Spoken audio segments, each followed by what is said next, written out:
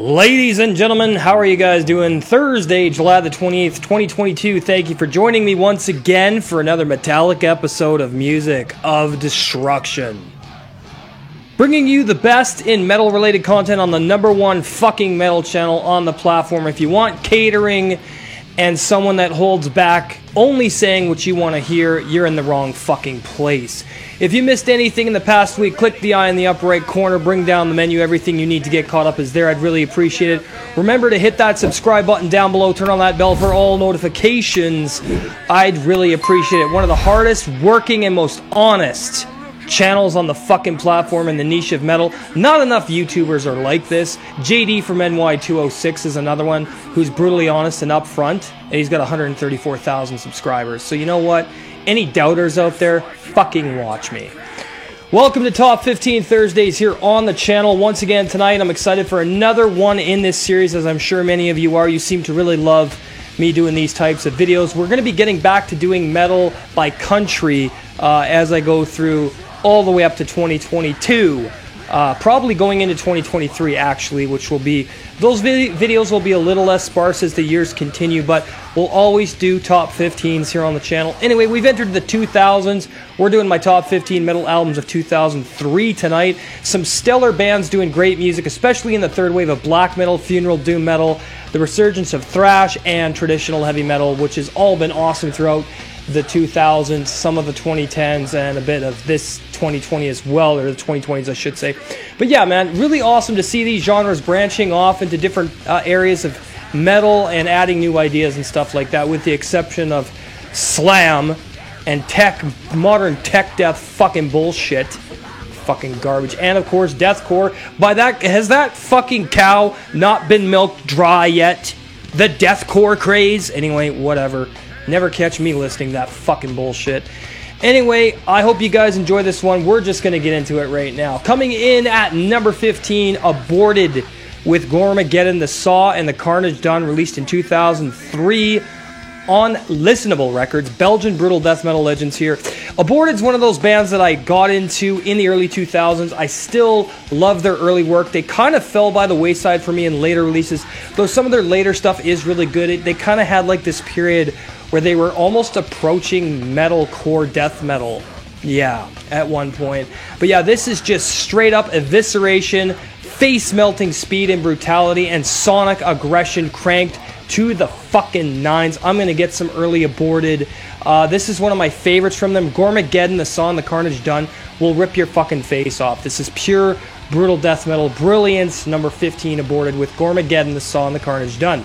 Coming in at number 14, Canadian bestial black metal legends Revenge, Triumph, Genocide, Antichrist, released in 2003 on Osmose Productions. Yes, Osmose picked up Revenge for this release. This is just straight up bestial black metal chaos, cacophony, destruction, and mayhem, and hatred, and death. That's what you get with this. The production is raw, it's very aggressive, dominant, and complex in places, but very bestial and just straight up bent on fucking destruction, man. This is amazing. Revenge, legends I need to get. Triumph, Genocide, Antichrist. Revenge is one of my favorite bands from the bestial black metal scene. Canada, the birthplace. Revenge, Triumph, Genocide, Antichrist. Guess number 14. Coming in at number 13, Drutk with Forgotten Legends, I believe that's how you say it. Released in 2003 on Supernail Music, Ukrainian black metal legends. Now this doesn't quite fall on the depressive black metal side, but it is melancholic, atmospheric, very solitary, and very isolated, kind of like this nature-esque isolation, removed from humanity. So yeah, it is melancholic, but not quite on the depressive side of the spectrum, but very melancholic, bleak, cold, desolate, amazing Ukrainian black metal. And Drutk are legends, and they've been around for a very, very long time. As I said, I believe it's Drutk. You can correct me if I'm wrong. I am not Ukrainian. But yeah, Forgotten Legends is an amazing release. Gets number 13. Coming in at number 12, Canadian industrial death metal, extreme legends, Strapping Young Lad with their self-titled, released in 2003 on Century Media Records. This is the album Between City and Alien. City, one of their best. Alien, one of their best. With the self-titled, I'd kind of say it meets in the middle of those two records. It's still fucking awesome. It's Devin Townsend, Gene Hoglan and company. It's absolutely awesome. One of my favorite tracks on here is Relentless. However, the whole album from top to bottom to me is a fucking masterpiece. I know some people found this record less than impressive, but give it a chance. Strapping Young Lad are fucking legends. This is a good album. Yes, it's not a masterpiece like City or Alien, but I would compare this to The New Black, though I think this is a bit better than The New Black, as I did rate it higher in my Strapping Young Lad albums ranked. And you can also check out my review of Strapping Young Lad. I did a full review on that as well. Number 12, Strapping Young Lad with the self-titled. Coming in at number 11, we have the French black metal legends, part of the Les Legions Noir, once again with Mutilation, with Majestas Leprosus. This is my favorite Mutilation album. This is cold, depressing, hateful, suicidal, and absolutely demonic in its intensity, its atmosphere, its coldness, and its bleakness, okay? If you're into French black metal and the Les Legions Noir, Mutilation and Vlad Tepes, in my opinion, are at the top of that heap, along with bands like Moivot and Belketre. Are some more honorable mentions, but unfortunately they didn't have anything out at this time. Mutilation was still going strong at this point, though. Majestas Leprosus, easily one of the most depressing and black albums he ever did, but very evil sounding, with a lot of that melancholic, misanthropic ideology intact. Mutilation, Majestas Leprosus gets number 11. Coming in at number 10, we have the USA goth doom metal legends Type O Negative, Life Is Killing Me, released in 2003 on Roadrunner Records. This is a legendary album. Rest in peace, Peter Steele. Life Is Killing Me, one of their best albums, one of their most heavy as well, as they had a lot more metal on this one than more of that gothic type hard rock they had on previous releases. This one's a lot more metal. It's faster. It's got the gothic stuff in here, the goth atmosphere, and the doom metal as well, but it's a bit faster and a bit more of an angry, aggressive release here for Type O Negative. Life Is Killing Me is fucking legendary. It gets number 10. Coming in at number 9, we have Brazilian death metal legends Crisian with Works of Carnage, released in 2003 on Century Media Records. Works of Carnage is exactly like the title. This album is full of carnage, destruction, misanthropy, and absolute fucking evil, brutality, aggressiveness, rawness, and pure fucking visceral emotion. Crisian are... All three of the band members are brothers, and I definitely have to get some more Crisian. Works of Carnage, I believe, made it pretty high on my list in my Crisian albums ranked. You can check that out. I've also reviewed Bloodshed from Crisian. Got to get some more. This is one of the albums I recommend. Crisian Works of Carnage gets number 9. Coming in at number 8, we have Australian experimental death metal legends with Portal with their debut, Sepia, released in 2003 on Black Talon Media. Portal's one of those bands that's very strange, juxtaposing, jarring, and very, very dichotomatic, okay? This album is very insane, it's demented, it's dark, it's surrealistic, it's nightmare-inducing, but it's also very brutal and raw and fucking abrasive, okay? Very aggressive. But Portal's one of the most unique bands in existence. I have to get some Portal. Need a Portal shirt. They're one of my favorite fucking bands out of Australia. And they've been around since 1999, so quite a long time for these awesome guys. I believe it was 98 or 99. But yeah, Portal's Sepia gets number 8. Coming in at number 7, Swedish black metal legends Marduk with World Funeral, released in 2003 on Blood Dawn Productions. This is just before Mortus joined the band and took over on vocals, because he started on Plague Angel. Mortus was obviously in Funeral Mist, or is in Funeral Mist as well. This album is just straight up aggression. Raw, fast, hateful, speed, intense, just absolutely fucking face melting. There are some slower tracks on here, but for the most part, it's a blistering, cacophonic, destructive affair. Marduk are absolutely legends. They don't have a bad album. World Funeral, one of my favorites. One of my favorite tracks on here is with Satan and Victorious Weapons. This whole album is a goddamn masterpiece. I also want to get their DVD, Blood Puke Salvation. Yeah, this is just absolutely sick. If you know Marduk, why the hell don't you already have World Funeral? If you don't, it gets number 7. Coming in at number 6, speed black thrash metal legends Toxic Holocaust, Evil Never Dies, released in 2003 on Witches Brew Records. Toxic Holocaust with their debut album here. This is an incredible speed black thrash metal album, though in terms of black metal only lyric vocal style, the music doesn't really have black metal in it, though some of the guitar riffs you could say are higher pitched than they are, have a bit more of that colder production, but this is basically speed thrash, and it's absolutely amazing at what it does, and it's very poignant, very political, very powerful, emotional, and visceral. Fast, has some great guitar solos, some incredible songwriting here. I Need to Get Some Toxic Holocaust, Evil Never Dies, gets number 6.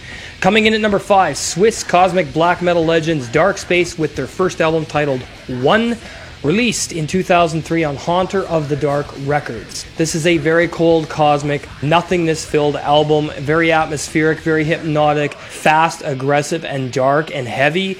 Most of Dark Space's releases you could play one after another as a continuous timeline throughout their music, and chronologically, as I said, you could put album after album after album after album, and they all are like a cohesive chapter in musical history. And Dark Space are absolute legends at what they do, and this is an amazing debut. There isn't a track on this album that I skip. Number 5, Dark Space 1, it's awesome. Coming in at number 4, USA Southern sludge metal crossover legends Superjoint Ritual, A Lethal Dose of American Hatred. That's the band playing on the TV and in the background on the music front. Yeah, I have A Lethal Dose of American Hatred. I need to get Use Once and Destroy and Caught Up in the Gears of Application. It's fucking Phil Anselmo and Jimmy Bower and Hank Williams III. What more could you ask for? Superjoint Ritual, A Lethal Dose of American Hatred is exactly that. Okay, you got the best elements of Southern sludge metal and you got the crossover hardcore punk combined. I mean, this is fucking brilliant. I don't know why it got such critical, disparaging comments on Metal Archives. Like, you fucking morons. You don't know good metal if you don't think Superjoint Ritual is fucking amazing. Like, really? You give it a 56 out of 100, you fucking clowns. Anyway, Superjoint Ritual, A Lethal Dose of American Hatred is awesome. By the way, Metal Archives is full of basement-dwelling fucking retards. So if you want to check out a site to research bands and learn about bands, go to Spirit of Metal. It's way better. Fuck Metal Archives. Superjoint Ritual, Lethal Dose of American Hatred gets number 4. Coming in at number 3, USA depressive black metal band Draugr, From Which Hatred Grows, released in 2003 on Tomb Mule Records. Hildolf himself behind this project. He only put out 2 full lengths and 3 demos, but this full length is absolutely incredible. This is chaotic, demented, schizophrenic black metal with a lot of depression, misanthropy, melancholy, and absolute raw rage, okay? This is not an album that you're going to want to listen to if you want to have friends around. Not that I give a fuck about that. I don't know, some of you might. But yeah, this is absolutely stellar. If you love depressive black metal, especially from the US, this is California as well. And this is just, has that Californian sound of like that urban environment intact here. This is very isolationist and cold and bleak. Yeah, Draugr, From Which Hatred Grows gets number 3. Hildolf fucking rules. I have both of his full lengths. 2 of his shirts as well. Coming in at number 2, USA depressive black metal legend Leviathan, the 10th sub-level of Suicide. His major debut on Moribund Records, released in 2003. This album, to me, really epitomizes what Rest was going through at the time of this release. This is one of the coldest albums of all time. It's one of the most emotional and honest and rage-filled and angry and just isolated, solitary despair. And Rest is an incredible instrumentalist. I mean, he just knows what he's doing behind the kit, on the guitar, on the bass. His vocals on here, fucking inhuman. And it's my favorite Leviathan album next to Scar-Sighted and Tentacles of Horror. Of course, I like A Silhouette and Splinters, Massive Conspiracy Against All Life, and his splits. Okay, let's be real. The only album I wasn't too crazy about was True Trade, True Whore. But anyway, yeah, the 10th sub-level of Suicide, man. One of my favorite albums of all time. It gets number 2. Coming in at number 1, USA depressive black metal legend Xasthur, The Funeral of Being, released in 2003 on Blood, Fire, Death Records. Also released on From Beyond Productions, which is the vinyl, which I have as well, and the CD.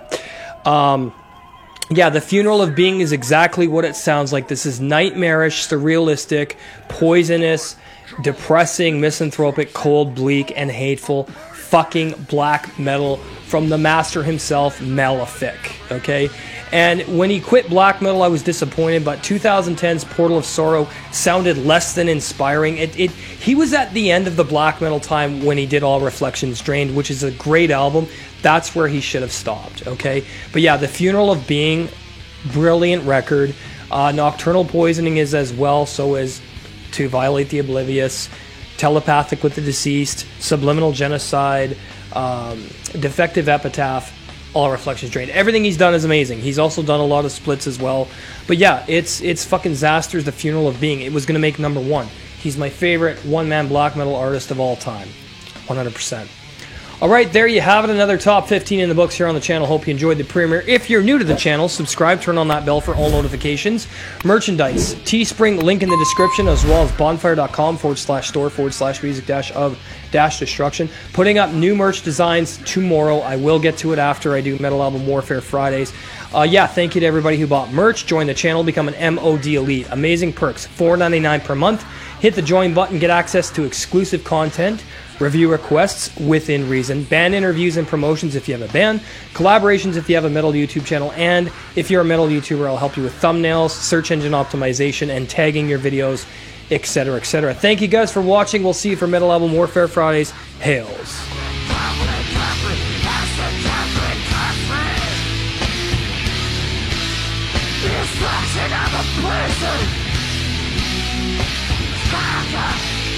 The beautiful